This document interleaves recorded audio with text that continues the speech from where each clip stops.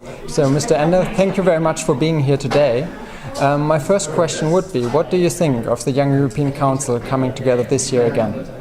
Well, I think it's an excellent initiative because young people are the main stakeholders in the future of the European Union. And in my view, young people are also the main beneficiaries of some EU policies like Erasmus. But we also have seen that a lot of young people just do not participate in European politics or in European institutions. So, such events are very important to raise awareness about the importance of European politics, but also European cooperation, that we are all interdependent. And I think it applies to all member states, and especially the young people, that more European cooperation would bring more win-win solutions and a better future.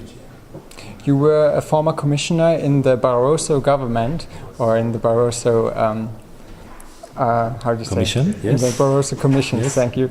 And also working for more employment in Europe.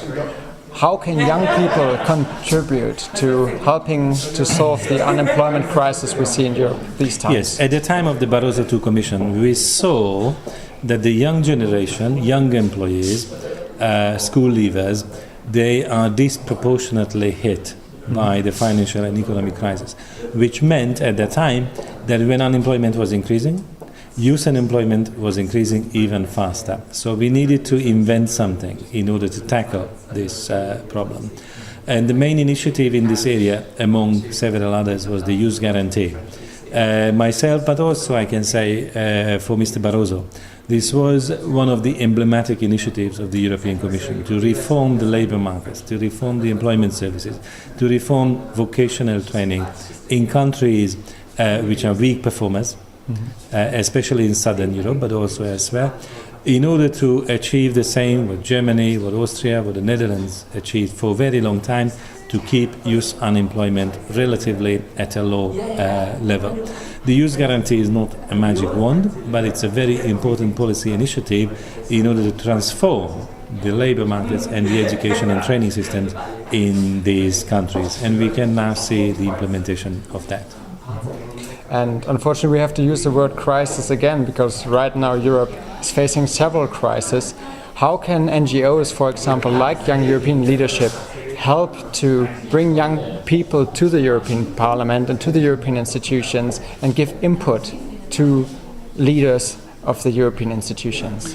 Well, surely education and participation are the key words. Education also in the sense that a lot of people in various countries of Europe only receive some stereotypes about migrants or asylum seekers or people from the Middle East. I think it's important to have a fair analysis of why these conflicts are happening in the neighborhood of the European Union.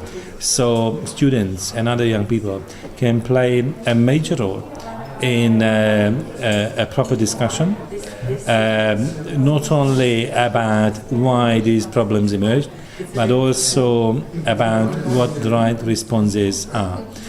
You can help by identifying the good practices, because in many cities of Germany, for example, or other countries, there are already good integration practices.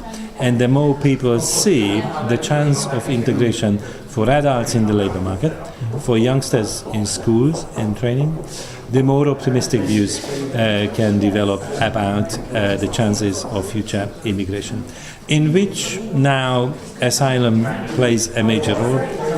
Hopefully, the level of asylum seeking goes down in time.